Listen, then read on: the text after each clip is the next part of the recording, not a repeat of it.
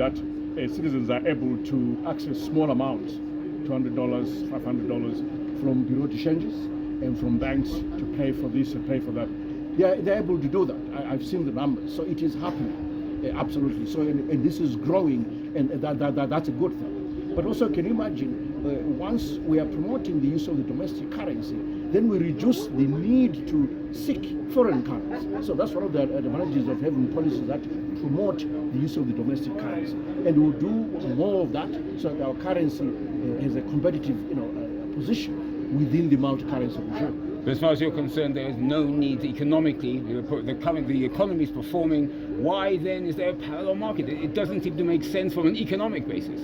The existence of a parallel market in Zimbabwe is baffling. But maybe one could understand. But still truly baffling. Our fundamentals are strong. We have a current account surplus. We've had that for the last 5 years. I don't remember that happening in Zimbabwe since 1980. And most countries will kill for it. Right now, we're on a strong growth trajectory. We grew at 8.5% in 2021, 6.5% in 2022, and again we're due to see growth in GDP close to 6% in 2023. And the story continues.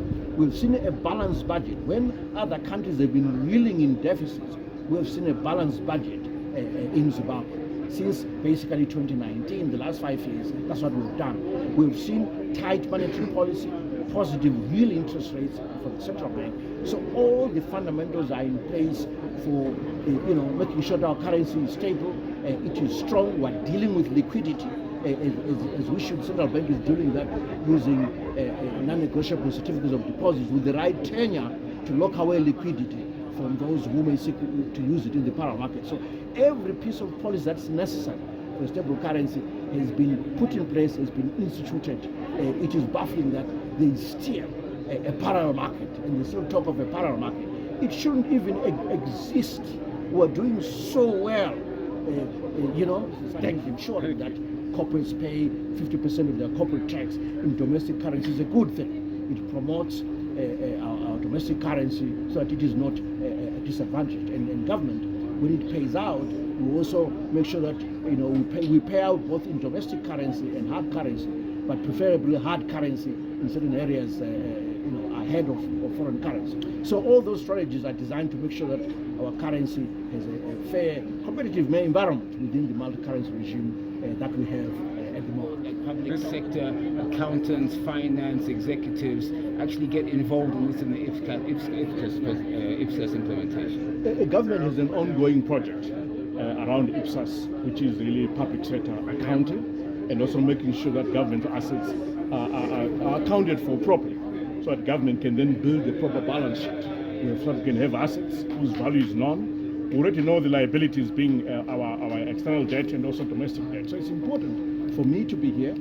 working with our public sector officials. There are 300 of them who attended here, and we want to upgrade their skills so that they can do the accounting properly right across central government and also state-owned enterprises. We have to move with the rest of the world and make sure that we catch up with the rest of the world. But also, the public accountants here should be aware of what we call sustainability reporting. This is financial reporting that is sensitive to the environment, that is sensitive to climate change considerations. It's quite clear climate change is here to stay, and the sooner we recognize that, the better. But it's very important for me to be here so that we can start building a proper government balance sheet and equip our accountants in the public sector to be able to do that, but also to understand their concerns. Some of them did raise that they don't well recognized with the government. Some of them want even higher salaries and so forth. I must hasten to say that we have a skills retention fund run by the Public Service Commission, which recognizes those kind of rare or unique skills or scarce skills, and we stand ready as government to apply that to retaining our accountants and making sure that we can compete reasonably with the private sector. Now, the president in his inauguration speech, one of the first things he said was his government is going to put at the forefront citizens' standard of living increase. It's going to make sure the citizens are looked after. Now, obviously, public entities play a big role in that in terms of service delivery. In fact, all across, they're a big boost to the economy. In fact, they're a huge part of the economy. How do public entities play a part in assisting citizens in terms of service delivery and uplifting their standards of living? Frankly, public entities are created to do exactly that, which is to provide services to the citizens. So that role is both for the central government, who provide services through our normal MDAs, ministries, whose job it is to provide services. But it's those entities that are regulated by the line ministries or within line ministries that should also provide services. The president is spot on. We have to lead by example. We have to be servant leaders. We have to prioritize citizens and deliver services. We'll be judged through service delivery. In fact, as I listened to him speak, I wanted to say, I'm going to create a service delivery index so that every entity in government can then be ranked in terms of the quality of service delivery that it is giving out there and ought to be giving out there. And also have some kind of competition. I've done this before in other countries in my life, in my previous life. So all that will go a long way in fulfilling the president's desire that we must save the people. Government is by the people and for the people, and the people deserve a service delivery from us, and that's what we have to do over the next 5 years.